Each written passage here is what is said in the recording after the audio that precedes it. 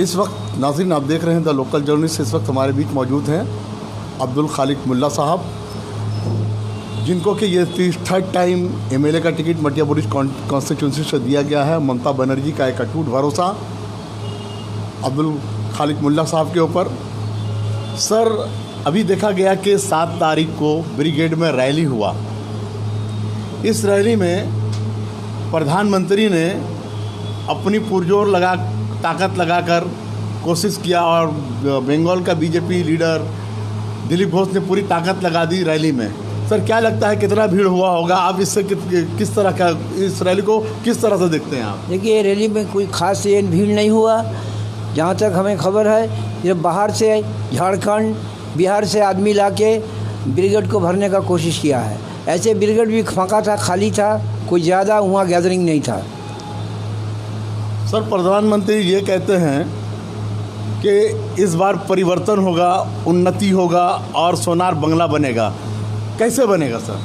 देखिए, प्रधानमंत्री का वो ख्याली सपना देखते हैं। प्रधानमंत्री तो गुजरात में उनका हुकूमत है, उनका बिहार में हुकूमत है, उनका उत्तर प्रदेश में हुकूमत है और भी राज्य में उनका हुकूमत है, लेकिन कोई जगह तो वो सोनार का वहाँ गुजरात बना नहीं सका, सोना का बिहार बना नहीं सका, सोना का उत्तर प्रदेश बना नहीं सका। तो बंगाल में वो क्या करेंगे? बंगाल में तो हमारा जो ममता बनर्जी ने यहाँ का जो 64 प्रोग्राम उन्होंने करवा दिया, यहाँ का हर काम कन्याश्री, युवश्री से लेकर स्वास्थ्य साथी हर काम उन्होंने कर दिया है। यहाँ का आवाम ममता बनर्जी से बहुत खुश है। सर, देखा गया है कि ब्रिगेड रैली में मिथुन चक्रवर्ती, जो कि पहले सीपीएम का कैंडिडेट बना था, कभी फिर टीएमसी में आया, फिर अब बीजेपी में शामिल हुआ। इस बारे में आप क्या बोलना चाहेंगे? इस बारे में यही कहना है, मिथुन चक्रवर्ती देखिए, वो ईडी उनका पीछे में लगा हुआ है, सीबीआई उनका पीछे में लगा हुआ है। वो अपना बचने के लिए वो बीजेपी में योगदान किया और हमारे प्रधानमंत्री का जो सभा है उस सभा में जाके वो हाजिर हुआ और अपने को बीजेपी में शामिल होने का उन्होंने एक तो कोशिश किया है। देखा जाता है कि बंगाल मिथुन चक्रवर्ती को एज ए एक्टर बहुत मान सम्मान देता है, लेकिन ब्रिगेड परेड ग्राउंड में पीएम मोदी के सामने ये बोलना कि मैं पानी का सांप नहीं हूँ, मैं कोबरा हूँ, मैं डस लूँगा तो वो फ़ोटो पे माला चढ़ जाएगा। सर, आप इस तरह का बयान को किस तरह से देखेंगे? इस तरह का बयान में कोई ख़ास इसमें अहमियत नहीं है, इसलिए मिथुन चक्रवर्ती कभी भी यहाँ जो फिल्म का बात बोलिएगा तो वो एक टाइम उनका था, वो ज़माना गुजर गया। अभी उनका फिल्म लाइन में कुछ उनका ये नहीं बोलबाला नहीं है। अभी तो नए नए सब एक्टर लोग आए हैं। वो बात है कि उसका यहाँ कोई ये नहीं है, असर नहीं पड़ेगा। और मिथुन चक्रवर्ती अपने को जाहिर करने के लिए ये सब मन धड़क कहानी बना के आदमी को बोलता है। सर, ये देखा गया है कि सौगत राय से एक दिन पहले इंटरव्यू लिया गया मिथुन चक्रवर्ती के बारे में, तो सौगत राय ने बताया कि मिथुन चक्रवर्ती का कनेक्शन नक्सलाइट के साथ रहा है। इस बारे में आप क्या कहना चाहेंगे? देखिए, मिथुन चक्रवर्ती, सौगत राय ठीक ही कहा, सौगत राय ठीक ही कहा कि नक्सलाइट के साथ उनका जुड़ाव लगाव था।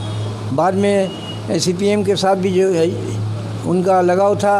अभी बीजेपी के साथ लगाव करने का वो कोशिश कर रहा है। तो वो तरह तरह का ये है, अपने को तरह तरह का मतलब जाहिर करता है, कभी किसी के साथ कभी किसी के साथ, ये काम वो करते हैं। सर, पीएम बोलते हैं कि ममता बनर्जी ने बंगाल के लोगों का भरोसा तोड़ा। आप क्या बोलेंगे इसके बारे में? बंगाल का लोग पीएम मोदी बोलते हैं ममता बनर्जी को जो सोचकर वोट दिया गया, बंगाल के लोगों ने जो 2011 में परिवर्तन किया, फिर 2016 में आया, उसको उनके भरोसा को ममता बनर्जी ने तोड़ा, पीएम नरेंद्र मोदी ने कहा। आप क्या बोलेंगे? नरेंद्र मोदी सरासर गलत बात बोले हैं। ममता बनर्जी 10 साल में जो काम किया है, पिछले 34 साल में सीपीएम भी नहीं, वाम फ्रंट भी काम करने सका और बीजेपी भी करने नहीं सका। ममता बनर्जी से पूरा बंगाल का आदमी खुश है। उनका 64 जो प्रोग्राम है, स्वास्थ्य साथी, कन्याश्री, सबुज साथी, आखिर में आपका स्वास्थ्य साथी, ये सब प्रोग्राम उन्होंने किया है और बंगाल का आदमी बहुत खुश है उनसे। देखा गया है सर, चीफ मिनिस्टर योगी, जो कि उत्तर प्रदेश का चीफ मिनिस्टर है, मालदा में आके कहता है कि बंगाल में महिला सेफ नहीं है। आप क्या बोलेगा इसके बारे में? वो तो भूत का नाम में राम नाम। मेन बात है, योगी का हुकूमत में दहशत कांड हुआ, वहाँ महिलाओं सेफ नहीं है और उनका हुकूमत में महिला का ऊपर आक्रमण हो रहा है, निर्यातन हो रहा है और वो बोल रहा है कि बंगाल में महिला सेफ नहीं है। तो अपने चेहरा को आईने में वो खुद देखे, उसके बाद ये सब बात करें। सर ब्रिगेड रैली को ममता बनर्जी ने बी ग्रेड रैली कहा है, बी ग्रेड रैली। और 8 मार्च कल जो इंटरनेशनल वुमेन्स राइट्स डे था, उसको ममता बनर्जी ने 5 किलोमीटर तक पैदल मार्च चलकर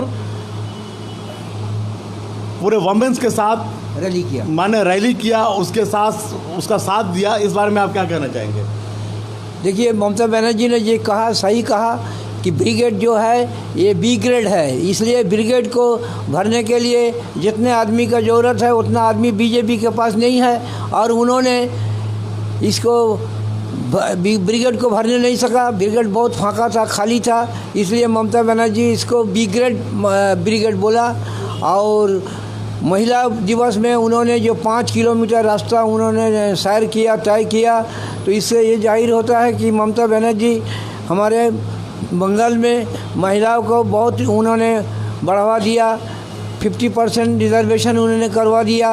आज जहाँ भी एमएलए बोलिए, पंचायत में बोलिए, हर जगह 50% सीट रिजर्वेशन महिलाओं के लिए किया है। कल देखा गया है सर, एक तरफ ममता बनर्जी का वो रैली ख़त्म हुआ है, भाषण ख़त्म हुआ है, दूसरी तरफ लॉकेट चैटर्जी बोलती है कि बंगाल में महिला सेफ़ नहीं है। लॉकेट चैटर्जी बीजेपी की सांसद जो है वो बोलती है बंगाल में महिला सेफ़ नहीं है, जबकि ममता बनर्जी बोलती है कि उत्तर प्रदेश बिहार से ज़्यादा सेफ़ अगर कहीं कोई स्टेट में महिला सेफ़ है तो वो है बंगाल। आप क्या बोलेंगे? सही बात उन्होंने कहा है कि बंगाल सबसे सेफ जगह है महिलाओं के लिए।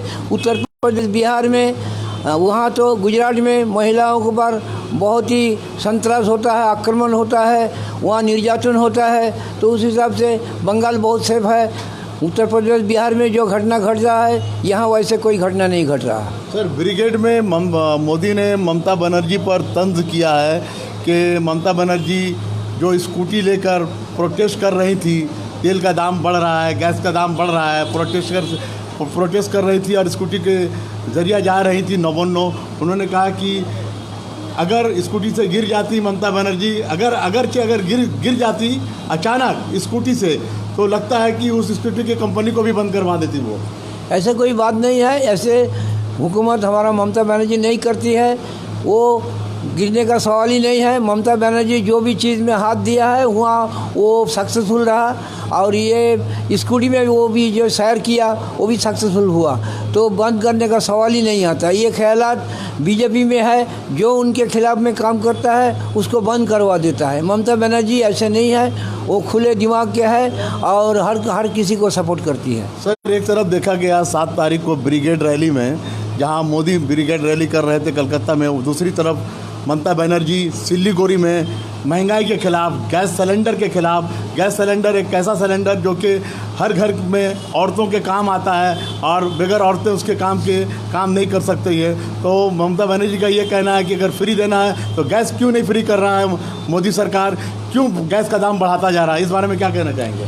उन्होंने सही कहा है कि गैस जो है हर आदमी को घर में लगता है ये पकाने के लिए, डेली का जो खाने पकाने के लिए गैस बहुत ज़रूरी है। इस गैस का दाम 700-800 करते करते अभी 1000 तक पहुंच गया है। तो ममता बनर्जी ने सही कहा कि इस गैस को आम आदमी इसको इस्तेमाल करते हैं, गरीब आदमी इसको इस्तेमाल करते हैं, तो गैस का फ्री करवा देना चाहिए सेंट्रल गवर्नमेंट को, ये मोदी सरकार को।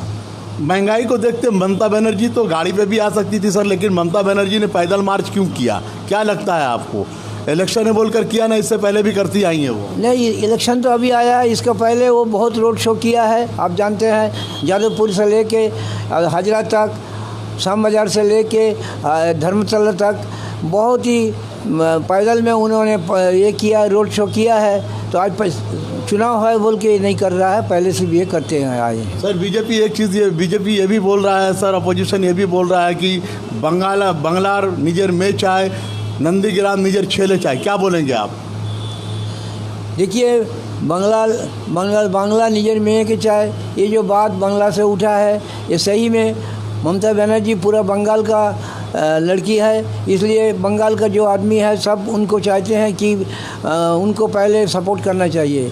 और शुभेंदु अधिकारी का जो बात आया तो शुभेंदु अधिकारी नंदीग्राम का है, इसमें कोई शक नहीं, लेकिन नंदीग्राम का जो आवाम है वो ममता बनर्जी को पहले सपोर्ट करेंगे, उसके बाद शुभेंदु अधिकारी को। सर, आपको एमएलए का टिकट मिला है, आप किस तरह से प्लानिंग कर रहे हैं अपनी कॉन्स्टिट्यूंसी में, ये बताएं। अभी आप किस तरह से प्लानिंग कर रहे हैं अपनी कॉन्स्टिट्यूंसी में, लोगों के बीच किस तरह से कनेक्ट कर रहे हैं, कनेक्टिविटी बना रहे हैं आप? हम कल से आरम्भ चालू किया है, हर जगह हर वार्ड में हम डोर टू डोर कर रहे हैं, रोड शो कर रहे हैं। अभी हम 141 नंबर वार्ड में 10 बजे से लेके 1 बजे तक वहाँ हम लोग रोड शो किया, उसके बाद यहाँ आया। अभी हम फिर 3 बजे से फिर यहाँ हमारा 138 नंबर वार्ड में रोड शो करेंगे, उसके बाद हमारा एक वर्कर्स मीटिंग है, शाम को 6 बजे वहाँ जाएंगे। ऐसे करके हम road show, workers meeting, public contact, इसके रोड शो के जरिए से हम कर रहे हैं। सर, जिस तरह से पब्लिक के बीच आप जा रहे हैं, किस मुद्दे को लेकर जा रहे हैं सर आप? हम खास करके ये माइनॉरिटी एरिया है, इस मुद्दे को लेके जा रहे हैं कि ममता बनर्जी यहाँ बहुत तरक्की किए हैं, उनका काम जारी है, आगे चल के भी वो काम होगा। लेकिन मेन जो मुद्दा है, अमित शाह, नरेंद्र मोदी ने अपने एक ये दिया, हुंकार दिया है कि उन लोग अगर यहाँ बंगाल में जीतते हैं उसके बाद वो एनआरसी बंगाल में चालू करेंगे। और हमारा ममता बनर्जी जब 1 साल पहले एनआरसी चालू करने का बात उठा तो पूरा हिंदुस्तान में एक ही वाहिद ममता बनर्जी ने इसका विरोध किया है। और ममता बनर्जी जीत जाती है तो उसके बाद उन्होंने कहा कि बंगाल में हम एनआरसी नहीं होने देंगे, इसके खिलाफ में वो जंग छेड़ देगी और वो लड़ाई करेगी, और हम लोग भी उसके साथ रहेंगे। खास करके यहाँ का जो मुसलमान है माइनॉरिटी, इनको एनआरसी में नहीं ला सके, इसके लिए ही हम लोग को ये आंदोलन चलेगा। सर, आप जो लोगों से मिल रहे हैं सर, किस तरह का रिएक्शन है लोगों का आपके साथ ममता बनर्जी को लेकर के? देखिए, पब्लिक के बाद बहुत अच्छा रिएक्शन है। हर आदमी यही बात बोलता है, कोई सर में हाथ दे के बोलता है, कि बदन में हाथ दे के बोलता है। देखिए, आप जाइए, हम लोग आपको सपोर्ट करेंगे। हम लोग ममता बनर्जी को हाथ को मजबूत करने के लिए उनका उम्मीदवार आप है, आपको हम लोग सपोर्ट करेंगे। बहुत बहुत शुक्रिया नाज़रीन, आप देख रहे थे लाइव ग्राउंड जीरो से।